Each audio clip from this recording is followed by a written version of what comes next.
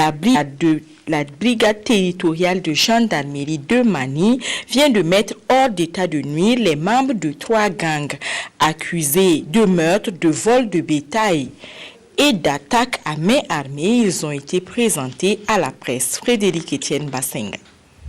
Voici les présumés assassins du conseiller municipal de Boudabga, village de la commune rurale de Kuala, dans la Nyanya. Dambina Diandi et son fils auraient été abattus dans la nuit du 20 janvier dernier par ce gang qui sévissait dans la zone. Leur arrestation a été rendue possible grâce à une collaboration étroite entre les gendarmes du Burkina Faso et les forces de sécurité et de défense du Niger, où ces présumés malfrats s'étaient réfugiés. Nous avons été informés, c'était le 20 janvier 2013, vers les 22 h, d'une agression à domicile dans le village de Boudarama. Boudarama, c'est dans le département de Kuala. L'information précisait que le conseiller du dit village, le nommé Dambina Diandi, a été froidement abattu avec son fils. Donc c'est à l'issue de cette information que nous avons procédé à un transport rapide sur les lieux. Et c'est là que nous avons constaté que son fils était gravement blessé. Mais il avait été déjà évacué au CSPS et de Bukavu. Ensuite, il a été évacué à Bogandé. Mais le conseiller avait reçu 3 coups de fusil et il est mort sur le champ. Nous avons saisi téléphoniquement, puisque comme nous avons le contact téléphoniquement, nous avons échangé. Et comme on les avait identifiés, nous avons échangé avec les forces de défense et de sécurité du Niger qui ont pu en tout cas mettre la main et ils les ont conduits à la frontière et c'est là que nous sommes allés les chercher. Ils ne sont pas les seuls. La gendarmerie de Mani a également démantelé 2 autres gangs composés chacun de 3 personnes. Le premier opérait dans le département de Kaola par des attaques à main armée et seul Mamadou Boli a été interpellé.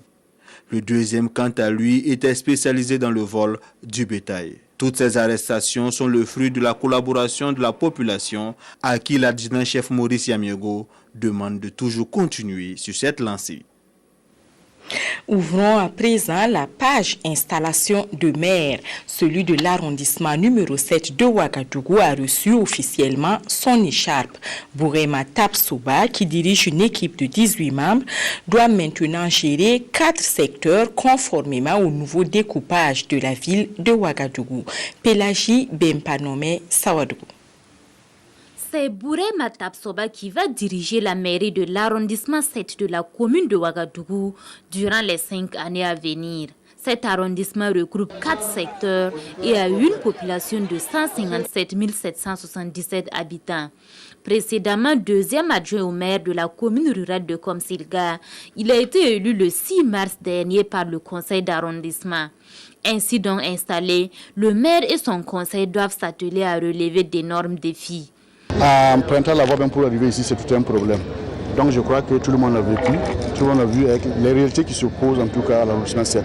Pratiquement rien, pas d'ouverture de voie, pas d'électricité, pas d'eau. En tout cas, c'est ça là nos priorités. Et surtout, la cohésion en tout cas entre la population de l'arrondissement numéro 7. Pour y parvenir, le nouveau maire a besoin de l'accompagnement de toute la population, surtout son implication dans les grands chantiers de développement qu'il entreprendra. C'est vrai que c'est une nouvelle mairie. Il y a pas mal donc de besoins dans cet arrondissement et nous avons pris des engagements pour ceux qui étaient là lors de la campagne et nous pensons pouvoir les combler pour que les populations qui ont eu confiance en nos équipes puissent accepter également d'accompagner l'équipe communale. C'est ainsi qu'il fait appel au dynamisme des jeunes, à la sagesse des anciens et au dévouement des femmes. Et le parrain, après avoir offert 1000 plantes de moringa au ménage, a invité le maire à travailler dans la solidarité, dans la cohésion et dans l'humilité.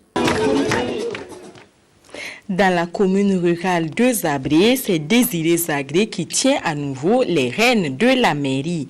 Cet économiste gestionnaire de formation a reçu son écharpe de bourgmestre à Tenkodgo, le chef-lieu de la région du centre-est. Pour l'ancien nouveau maire, la principale ambition, c'est de travailler à réconcilier les fils de Zabré, cette commune rurale qui, vous vous rappelez, a vécu il y a peu des conflits entre communautés. Claudine Bikaba. Déclare ici à Zabré aujourd'hui officiellement installé dans vos nouvelles fonctions. Ainsi, Désiré Zagré est officiellement installé dans ses fonctions de premier responsable de la commune de Zabré. Avec une population de 90 000 habitants, le maire place son mandat sous le signe de la réconciliation et ensuite s'attaquer aux nombreux chantiers. Pour cela, il invite les ressortissants des Zabré à fédérer leurs efforts pour l'atteinte des objectifs que le conseil municipal s'est fixés. La priorité des priorités, c'est le dialogue et la réconciliation entre les communautés Peul et Bissa.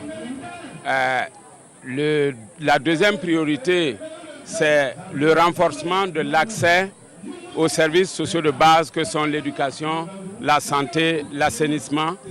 Nous avons réussi au cours des 6 dernières années au niveau de la coopération décentralisée. Donc, il faut renforcer ces acquis-là et les développer en vue de promouvoir le développement encore. Il entend aussi plaider auprès des plus hautes autorités pour le bitumage de la route nationale Manga-Zabré, frontière du Ghana. À cette cérémonie, on note la présence des délégations venues du Ghana pour soutenir le maire de Zabré. Un exemple de coopération bien apprécié par les populations de la localité. Le conseil municipal est composé de 90 conseillers, dont 49 sont issus du CFDB, 39 du CDP, 1 de l'UPC et 1 conseiller du PDS Medba. La musique, dit-on, adoucit les mœurs. Même si aucun de leurs chants n'est exécuté en Bissa, le groupe Tilay pourra compter certainement sur les habitants de Zabré pour la promotion de son maxi. Les 6 titres sont en effet chantés en français, en mouré, en djoula et en anglais. Je vous invite à les découvrir à travers ce commentaire de Oumou Sissé et de Sie Sylvestre. Marco, Iska, Asita et Fatim sont le quatuor qui forme le groupe burkinabé Tilay. Ils font les premiers pas dans les showbiz avec Tu n'as pas le choix, un maxi de 6 titres présenté au public ce mardi 16 avril. Le genre musical de Tilay s'articule autour de la variété moderne et s'inspire du patrimoine traditionnel burkinabé. Dans Tu n'as pas le choix, les 2 garçons et les 2 filles du groupe chantent en français, en moré, en djoula et en anglais. Quand on parle de Tu n'as pas le choix dans notre chanson, c'est pour simplement dire que on n'a pas le choix en fait dans la vie que de réussir. Voilà, donc on est là avec Pélé Pélo, on n'a pas le choix, on a un objectif bien précis dans la vie, il y a quelque chose d'impératif qui est là et il faut forcément atteindre notre but, donc on n'a pas le choix, coûte que coûte, on doit réussir. Pour un premier essai, le maxi est un coup de maître. Le seul clip réalisé par Tilay sur la chanson Pélé Pélo passe en boucle sur les chaînes de télévision nationales et internationales. Et avec ces clips, le groupe est nominé dans la catégorie meilleur clip vidéo au Koundé 2013. Pour Tilay, la jeunesse ne doit pas s'apitoyer sur son sort, mais toujours se battre pour une